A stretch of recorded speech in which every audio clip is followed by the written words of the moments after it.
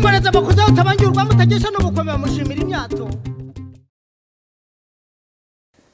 Je suis Kenye Fodouop, docteur d'État en géographie de l'Université de Bordeaux 3 en France, professeur des universités, actuellement en poste à l'Université de Yaoundé 1 au Cameroun. Je suis en même temps le président du Comité national de géographie du Cameroun,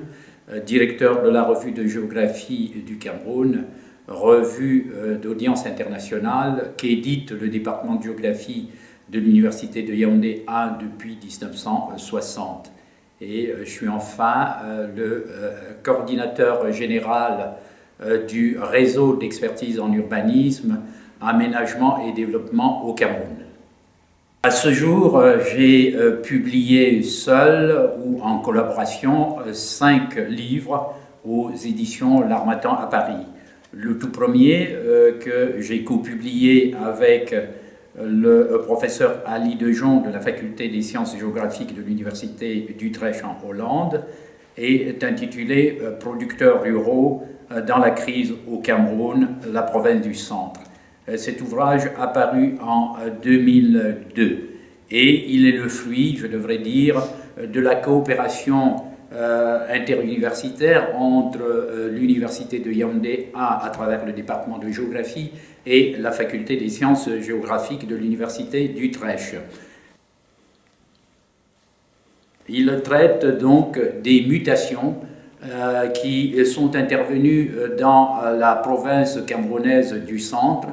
à partir du milieu des années 1980.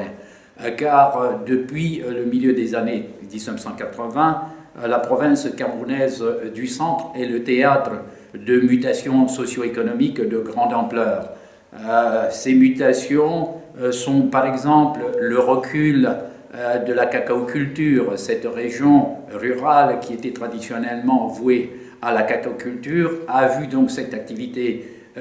décroître à partir du milieu des années 1980. Et le relais a été pris par le développement, bien entendu, corrélatif de l'agriculture vivrière,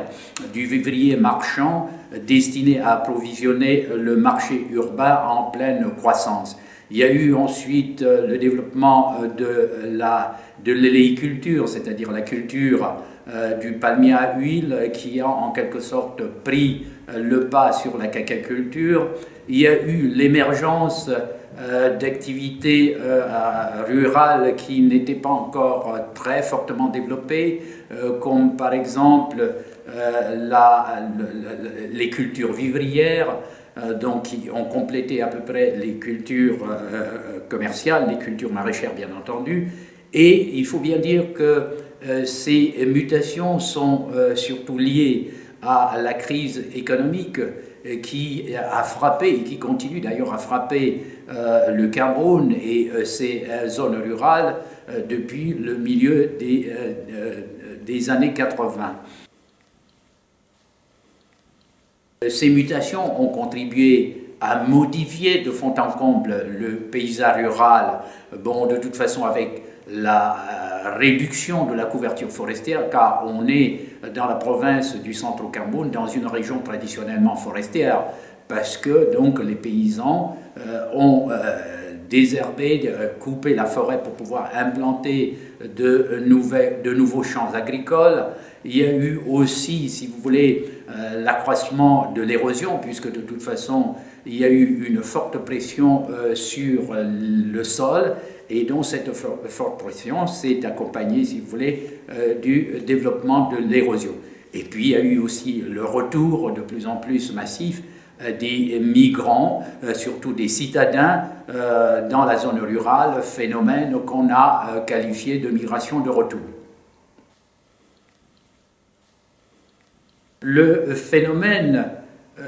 de l'extension de l'agriculture vivrière et de la déforestation ou encore de l'accélération de l'érosion, ces phénomènes-là se sont accentués car les zones rurales de la province camerounaise du centre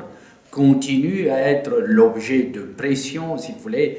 de la part des paysans qui vivent sur place, mais aussi de la part des citadins qui acculés par la crise économique, rentrent dans les zones rurales pour exploiter des champs agricoles, soit à des fins de consommation en ville, soit également pour accroître leurs revenus monétaires, dont de toute façon, qui ont subi une baisse du fait de la crise économique, car cette crise s'est traduite dans les faits par d'abord la baisse non seulement